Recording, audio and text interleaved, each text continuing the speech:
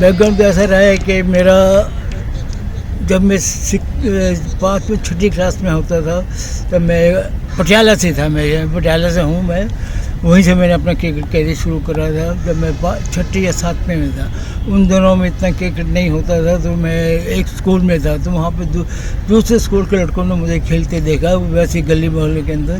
तो मुझे एक दूसरा स्कूल तो उसमें ट्रांसफ़र करा। वहाँ पर मैंने जाके 50 या 51 के अंदर मैंने उस स्कूल में जाके करा। तो वहाँ पर फर्स्ट टाइम पेप्सू की टीम होती थी, ऑल पंजाब, और एक पेप्सू क्रिकेट था, उसमें मैं फर्स्ट टाइम सेलेक्ट हुआ था। लाला अमरनाथ जी ने करा था as a off spinner.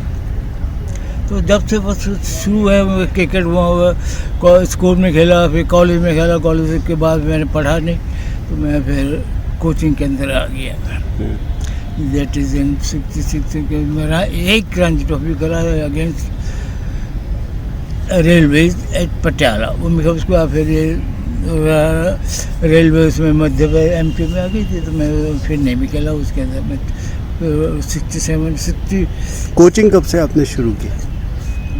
Officially coaching मैंने 67 से करी है। मैंने ज्वाइन करा 67 में, सितंबर के अंदर 1967 में। तो पहला मेरा असाइनमेंट था यूपी काउंसिल ऑफ स्पोर्ट्स में। मिस्टर KD सिंह बाबू जी थे, वो वेरी हेल्पफुल, उसने बहुत मेरी मदद करी है उसको उठाने के लिए। I am thankful to him.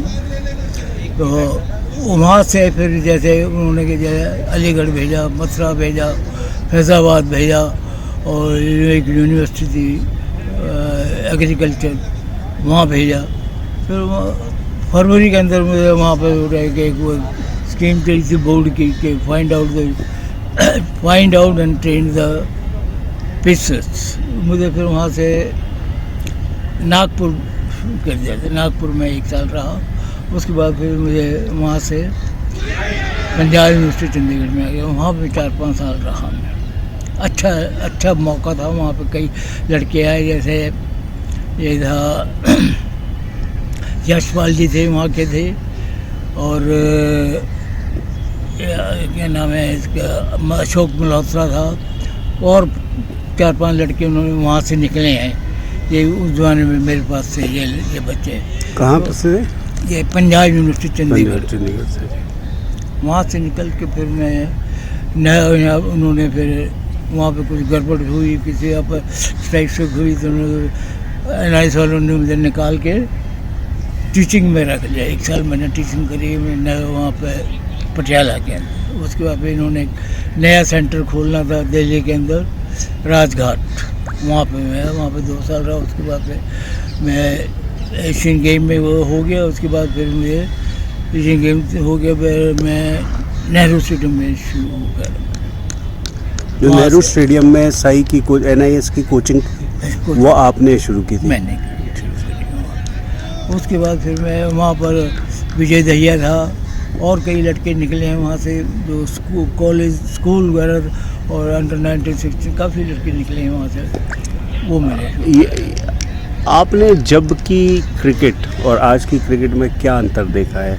अभी तो खैर बहुत चेंज हो गई है, और जो बच्चों का जो ट्रेनिंग, अगर हम ट्रेनिंग्स की बात करें, लड़के जो क्रिकेट सीखने आते थे, आज के बच्चों में और पहले के बच्चों में क्या अंतर होता था, आज से 50 साल पहले की अगर हम बात करें? ऐसा है, जो मैंने देखा है कि वहाँ पर पहले एक ही कोच होता था, सब कराता था, चाहे वो आता हो ना हो। लेकिन आजकल है कि अलग अलग ट्रेनिंग हो गया, जिससे गुड साइन, अच्छा है। लड़के नए किस्म की एक्सरसाइज मिलती हैं, करते 12 होता है, सब कुछ होता है। हर एक के बाद अपने आ गए हैं। जब हम लोग खेलते थे या नेहरू स्टेडियम तक मिलते थे, एक ही वहाँ पर एक किट बैग होता था, उसमें सब खेलते थे। लेकिन अब हर एक के पास अपना अपना आ गया है, सब कुछ हो गया। पिचेस बड़ी अच्छी बन गई हैं, ग्राउंड अच्छे बन गए। इतने पहले इतने अच्छे ग्राउंड नहीं होते थे, 2-3-4 ग्राउंड ही होते थे, लेकिन अब तो बहुत सारे ग्राउंड हो गए हैं, और ज़्यादा रश भी नहीं होता था। अब रश ज़्यादा होने लगा, लेकिन उसका ये हुआ है कि जब क्वालिटी कम हो गई, क्वांटिटी बढ़ गई है। ये सबसे बड़ा काम हुआ। ऐसा क्यों कहते हैं कि क्वालिटी कम हो गई है? हम तो देखते हैं कि ऐसे हो गया, जब क्वांटिटी जब आएगी तो क्वालिटी अपने आप कम होगी। मतलब क्या चीज़ आपको बताती है कि क्वालिटी कम हुई है? क्वालिटी कम ये है कि क्वालिटी कोचिज थे ना, जो हम लोगों ने एक साल लगाया था अपने कोचिंग के अंदर नेहरू NIS में सीखने के लिए, अब वो एक हफ्ते 2-3 हफ्ते 4 हफ्ते कर क्या सीखेगा उससे एक हफ्ते, जबकि हम एक साल नेहरू अपने स्टेडियम वहाँ पर NIS पटियाला के अंदर करते थे ना, एक साल सिर्फ क्रिकेट की बात ही हम करते थे, एक दूसरे से मिलते होते थे, मैच देखते थे, उसकी रिपोर्ट बना। आजकल क्या करते हैं, एक साल जाके एग्जाम दिया कराया चला ना होता था। वहाँ पे कोचेज होते तो वो मैच दिखाने ले जाते थे कि बताओ इसमें क्या खराबी है, आप क्या कैसे कराएंगे, वो चीज़ नहीं है आजकल कोचेज। और है बहुत से कोचेज अच्छे भी हैं, ऐसे सारी बात नहीं कह रहा, लेकिन जनरली ये है कि बहुत से कोच में देखा एक 2-3 महीने के करके चले जाते हैं, और उनका जो सा बैकग्राउंड कोचेज का है, जैसे मैं खेला हूँ, स्कूल खेला हूँ, क्लब खेला हूँ, रणजी खेला हूँ, बड़े लोगों के साथ रहा हूँ, विष्णु देव जी के साथ रहा और मदन लाल के साथ रहा, ये यानी इनसे कुछ सीखने को मिलता है, क्या करते हैं क्या नहीं करते हैं, कैसे क्या होता है, वो चीज़ नहीं इन जो से छोटे को जो है, जब छोटे तो नहीं कहता मैं, लेकिन बराबर के जो कोचेज हैं वो हो सकते हैं। अच्छा, कोच को कितना इन्वॉल्व रहना चाहिए बच्चे के गेम में, मतलब कितना नेचुरल? नहीं यार, मैं कोच को तो इन्वॉल्व होना चाहिए, तभी बच्चा बनेगा। उसको कोच को ये देखना चाहिए कि उसकी हैबिट्स क्या हैं, क्या वो क्रिकेट खेल सकता है, उसमें कितनी है कि वो अब को आगे बढ़ सके, ये सबसे अंकलन जिसे बोलते हैं उसको, कि कितना कर सकता होगा ये लिए। अभी आजकल आप की क्या मसरूफियत, किस में बिजी हैं आप, क्या मसरूफियत है? आजकल मैं 91 का हो चुका हूँ, अब चला भी नहीं जाता, को जोश बड़ा होता है कि मैं खड़ा हूँ, लेकिन पैर जवाब दे जाते नहीं लेकिन फिर भी मैं करता रहता हूँ कि भाई कोई आता है, बच्चा आता है, मैं ग्राउंड में जाता हूँ।